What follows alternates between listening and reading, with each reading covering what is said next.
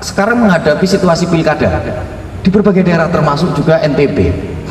Kita akan memilih gubernur, kita akan memilih wali kota dan bupati. Pertanyaannya, calon-calon ini apakah memang berangkat dari keinginan rakyat atau tidak? Mari kita bayangkan, apakah dana yang dikeluarkan oleh para kandidat kita nanti ini itu bisa balik modal atau tidak ketika dia menjabat dengan gaji yang dia terima?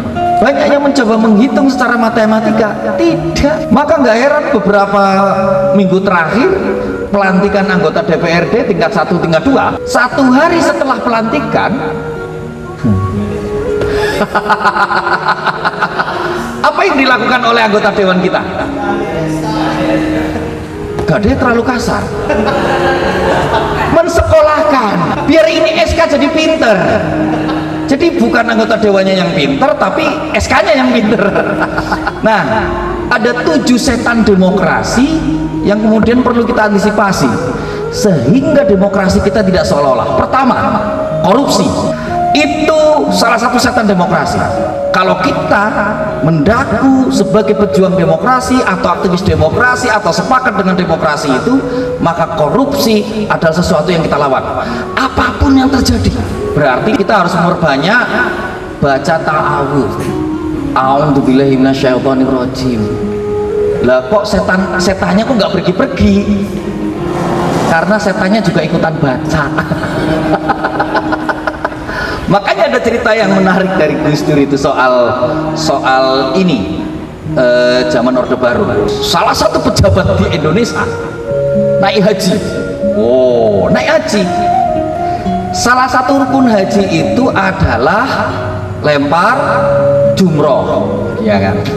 Ini yang menarik pejabat Indonesia yang naik haji ini, dilempar ini jumroh. Set, sambil baca kan, tiba-tiba itu batu kena dia, dus, aduh, ngajar siapa ini yang lempar ini, gitu kan? Dilempar lagi, set, batu itu balik lagi, duh, kena lagi. Wah, kurang ajar ini, 3 kali nih. 1 kali lagi, set, kena lagi, kurang ajar. Dia bilang begitu. Tiba-tiba ada suara, sesama setan dilarang saling melempar.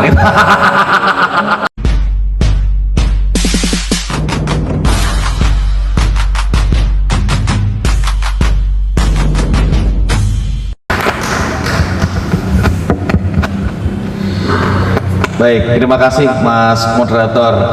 Yang saya hormati Ibu Rektor UNU dan satu-satunya Rektor UNU perempuan. Dan saya cukup beruntung karena biasanya kalau ketemu Rektor UNU biasanya laki-laki. Semoga akan muncul rektor-rektor UNU berikutnya yang perempuan. Sehingga memang yang tadi disampaikan beliau tadi soal bagaimana peran perempuan terinspirasi dari Gus Dur, saya kira yang perlu juga di-highlight, perempuan tidak lagi selalu menjadi objek tapi menjadi subjek gitu. Nah, juga hadir ini Bu Rektor, ada ternyata selain koordinator Gus Durian Lombok Tengah, ini ada koordinator Gus Durian Lombok Timur ya. Nah, ada Mas Suardi, juga koordinator Lombok Utara ini. Iya, sama. Aduh. Cuma ini yang menjadi pertanyaan, koordinator Gus Duriannya masih laki-laki semua. Nah ini, mari kita tunggu juga. Nah ini, kita tunggu kawan-kawan.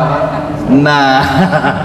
Kawan-kawan dari perempuan, sahabat-sahabat perempuan yang juga aktif di Gus Durian, terutama di Lombok ini. Kalau kita bicara tadi sudah disinggung juga sama Mas Lamu soal buku ini gitu. Saya meng-highlight saja soal kenapa demokrasi seolah-olah menjadi judul buku yang tadi juga sudah disinggung, relevan dengan situasi kita hari ini gitu. Kenapa demokrasi kita seolah-olah? Nah, Gus Dur ingin memberi catatan bahwa demokrasi kita hari ini ini belum yang sebenarnya, yang artinya kita tidak menormalisasi situasi demokrasi kita hari ini gitu. Yang pertama, di dalam buku ini kita melihat Gus Dur menulis itu tahun 80-90-an. Ini kan kumpulan tulisan Gus Dur. Kita sekarang berada di tahun 2024, yang artinya 20 tahun lebih tulisan ini hidup dan masih menemukan konteks dan relevansinya tentang demokrasi formal dan substansial gitu. Contoh saja, kita sekarang menghadapi situasi pilkada di berbagai daerah termasuk juga NTB. Kita akan memilih gubernur, kita akan memilih wali kota dan bupati. Pertanyaannya, calon-calon ini apakah memang berangkat dari keinginan rakyat atau tidak? Atau keinginan dari partai politik? Belum lagi soal banyak isu yang sudah menjadi rahasia umum, ternyata partai politik memberikan mahar kepada para calon-calon itu. Kalau ada yang mau membantah juga silakan gitu. Walaupun juga ada partai politik yang mengatakan ini kami tidak ada mahar dan sebagainya, ya baru dia. Partai politik yang lain bagaimana gitu. Dan itu sudah menjadi rahasia umum di kalangan para calon. Kalau saya mau mendapatkan rekomendasi ini, berapa yang harus saya keluarkan? Gitu kan?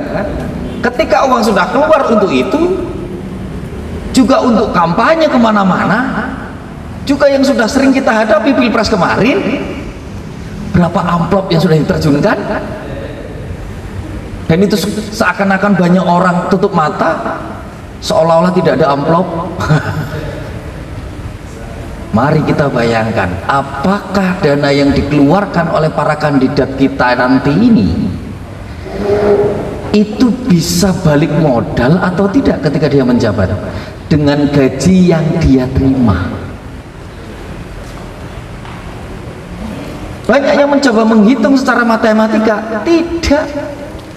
Maka nggak heran beberapa minggu terakhir pelantikan anggota DPRD tingkat 1, tingkat 2, 1 hari setelah pelantikan apa yang dilakukan oleh anggota dewan kita? Gak ada, terlalu kasar, mensekolahkan biar ini SK jadi pinter. Jadi bukan anggota dewannya yang pinter, tapi SK-nya yang pinter. Disekolahkan untuk apa? Utangnya banyak. Itulah. Nah, pertanyaan saya kemudian, Gus Dur sudah membaca ini dari lama, situasi seolah-olah semacam ini. Kalau kita kemudian menjadi salah satu orang yang terlibat dari proses itu, betapa kita ikut dalam kedoliman ini gitu. Oh, ternyata saya ikut menerima amplopnya gitu ya. Atau kemudian saya kemarin terlibat tim ses, saya nggak nerima amplopnya sih, cuma saya yang bagiin amplopnya. Waduh, bagaimana masa depan demokrasi kita ini? Dan seringkali tim sukses itu biasanya dari aktivis gerakan sosial. Yang ketika diskusi begini bicara lantang soal demokrasi, tolak money politik, wah, tolak oligarki, wah. Tetapi dalam praktiknya apa yang ditolak dia lakukan. Maka potret seolah-olah itu terus terjadi. Maka buku ini menjadi sangat relevan. Memang kami di Gus Durian kemudian menerbitkan ini di awal tahun, menemukan momentum ketika pilpres dan pileg kemarin. Untuk apa? Bagian dari edukasi publik, mengingatkan kita semua bahwa demokrasi kita sedang tidak baik-baik saja, apalagi para elit politik kita itu mulai mengacaukan konstitusi gitu ya. kita dihadapkan, diperlihatkan pada kekacauan konstitusi yang dilakukan para elit politik. Beberapa minggu yang lalu masyarakat, mahasiswa turun ke jalan karena konstitusi mau dikacaukan lagi, dan itu menunjukkan kekuatan masyarakat, kekuatan rakyat. Dari situ kita bisa melihat demokrasi yang tidak seolah-olah masih punya optimisme. Atas apa? Atas partisipasi publik masyarakat. Nah, sebenarnya bicara soal demokrasi yang perlu kita wanti-wanti betul. Tadi pagi saya diskusi juga dengan teman-teman di Lombok Timur. Ini kemudian kenapa juga terlambat ke sini, karena di sana nggak selesai-selesai perjalanan, kemudian baru sampai di sini. Saya nggak tahu apakah ini menjadi sebuah keberuntungan, beruntung ini telat sehingga saya nggak telat, atau kemudian gara-gara salah satunya saya datang terlambat sehingga acaranya terlambat. Nah, saya menyampaikan bersama teman-teman di Lombok Timur itu bahwa demokrasi kita hari ini ada 7 setan demokrasi yang perlu kita antisipasi. Kalau kawan-kawan muslim ya, sahabat-sahabat muslim ini ya sudah punya jimatnya kan. Kalau ketemu setannya tinggal a'udzubillahi minasyaitonirrajim. Nah, kalau mau lebih lama lagi pakai ayat kursi. Lah kadang kalau mau baca ayat kursi tiba-tiba nggak bisa ngomong ayat kursi. Kenapa nggak bisa membacakan ayat kursi? Karena kursinya sudah diambil sama anggota dewan katanya. aduh berat. Nah, ada 7 setan demokrasi yang kemudian perlu kita antisipasi sehingga demokrasi kita tidak seolah-olah. Pertama, korupsi. Itu salah satu setan demokrasi. Kalau kita mendaku sebagai pejuang demokrasi atau aktivis demokrasi atau sepakat dengan demokrasi itu, maka korupsi adalah sesuatu yang kita lawan apapun yang terjadi. Tidak hanya soal korupsi uang ya, tapi perilaku pun itu penting. Soal apa? Menormalisasi tindakan orang melakukan korupsi, apalagi menerima amplop yang tadi gitu. Money politik itu menjadi isu setiap tahun yang selalu disikapi oleh KPU dan Bawaslu yang tidak pernah ada ujungnya gitu. Saya juga heran kenapa Bawaslu dan KPU nggak bisa ya gitu. Padahal kan tahu pelakunya siapa. Pelakunya kan ya para caleg-caleg dan calon-calon itu. Wah, pembuktiannya susah atau tidak pengen menemukan buktinya. Iya kan? Orang jelas-jelas itu banyak orang yang menerima. Apalagi secara gamblang kita dihadapkan pada bansos yang menjadi banpol. Ya kan? Siapa yang di sini menerima bantuan sosial? Oh, kaya-kaya ini berarti di sini ya. Tidak termasuk keluarga miskin ini. Aduh. Nah, korupsi itu menjadi salah satu setan demokrasi yang perlu kita antisipasi.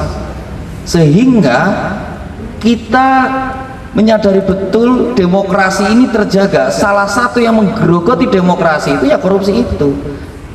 Bagaimana calon mengeluarkan duit untuk pencalonannya, ketika itu tidak balik modal, maka yang dilakukan adalah korupsi. Jual beli aturan, jual beli kebijakan, bahkan apa yang ada dalam kepala kita ketika kita datang ke Samsat bikin SIM, sudah jelas di sana tulisannya zona integritas. Jangan bikin SIM melalui calo, tulisannya gede. Apa yang ada dalam kepala kita ketika mau bikin SIM? Calo lah, biar cepet. Gimana coba? Itu juga ada yang diisi di kepala para politisi kita. Gimana caranya saya bisa mendapatkan suara rakyat? Daripada saya berbusa-busa ngomong soal program ke depan yang akan saya lakukan, cepatnya adalah kasih uang. Apa bedanya? Makanya tidak heran kemudian banyak orang ini, gimana kok demokrasi kita semakin ruwet gitu. Yang bikin ruwet itu siapa? Kita sendiri. Nah, itu satu setannya yang mungkin ada pada diri kita semua termasuk saya gitu ya. Yang kedua, setannya adalah oligarki, di mana demokrasi di negeri ini dikuasai oleh sekelompok orang, elit politik. Apakah hari ini kita merasakannya? Sangat. Berarti kita harus memperbanyak baca ta'awudz. A'udzubillahi minasyaitonirrajim. Lah kok setannya kok nggak pergi-pergi? Karena setannya juga ikutan baca. Makanya ada cerita yang menarik dari Gus Dur itu soal ini zaman Orde Baru. Salah satu pejabat di Indonesia naik haji. Oh, naik haji. Salah satu rukun haji itu adalah lempar jumroh, ya kan? Ini yang menarik pejabat Indonesia yang naik haji ini, dilempar ini jumroh. Set, sambil baca kan, tiba-tiba itu batu kena dia, dus, aduh, ngajar siapa ini yang lempar ini, gitu kan?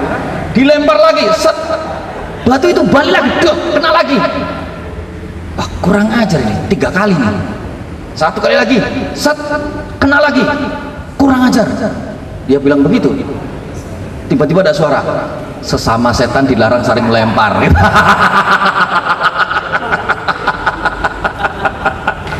Aduh. Ya. Nah, oligarki itu menjadi setan demokrasi. Sehingga ketika kita muak dengan itu, janganlah kita melakukan itu di level terkecil organisasi kita, baik di tingkatan RT maupun RW. Ternyata kita juga melakukan oligarki. No, jangan lakukan itu. Apalagi di organisasi mahasiswa, jangan bikin oligarki. Kalau kemudian kita menganggap oligarki ini adalah setan, oh nanti teman-teman mahasiswa, ya kita kan sama-sama setan. Aduh. Yang ketiga, dinasti politik. Ini setan yang ketiga. Dinasti politik, apakah sudah terjadi di Indonesia?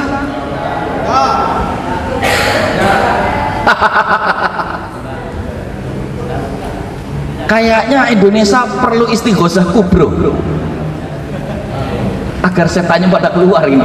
Kok ada semua setannya ini, gitu kan? Mungkin Bu Rektor dari UNU menginisiasi istighosah kubro se-Indonesia untuk meruqyah Indonesia.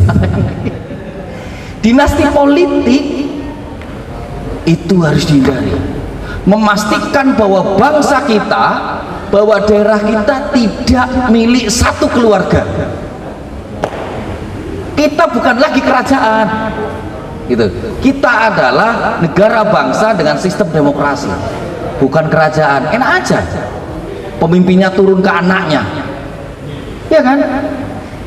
Dibayar lagi, enak betul. Nah, makanya ini perlu kita lawan setan demokrasi ini. Yang keempat adalah otoritarianisme. Ini sangat kentara sekali di saat Orde Baru. Di saat sekarang ya lebih kentara lah, karena banyak orang juga bilang sekarang lebih Orde Baru daripada Orde Baru itu sendiri. Nah, otoritarianisme ini menjadi salah satu juga dari 7 setan demokrasi. Kemudian manipulasi pemilu, ini yang kelima.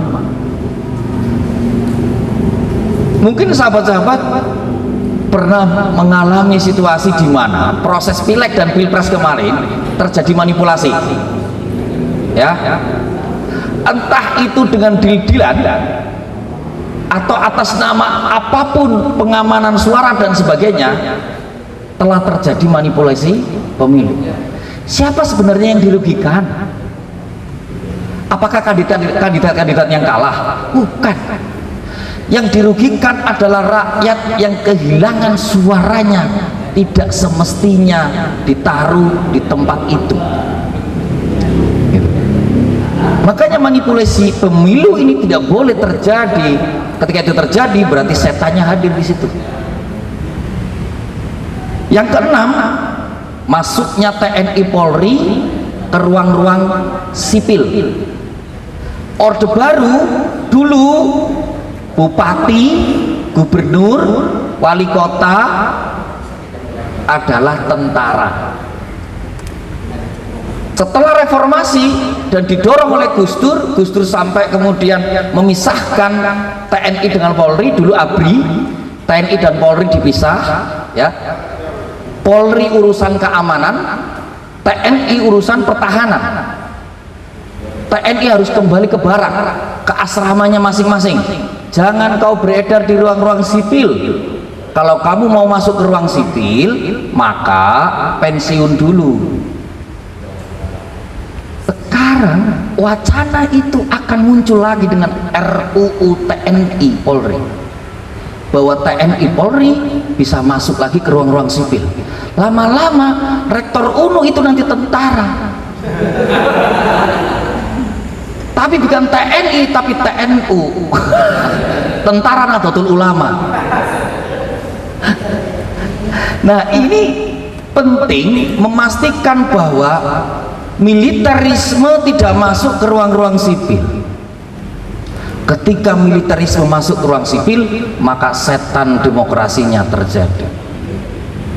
Yang ketujuh adalah ekstremisme agama dan politik.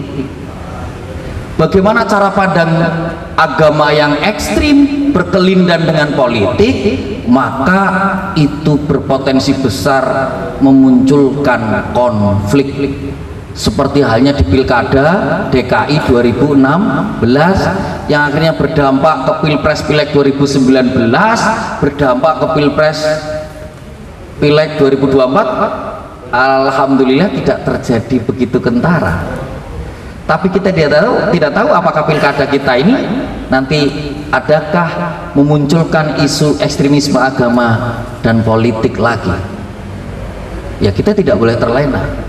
Nah, 7 setan demokrasi ini penting agar demokrasi kita itu tidak seolah-olah, sehingga harus kita sikapi.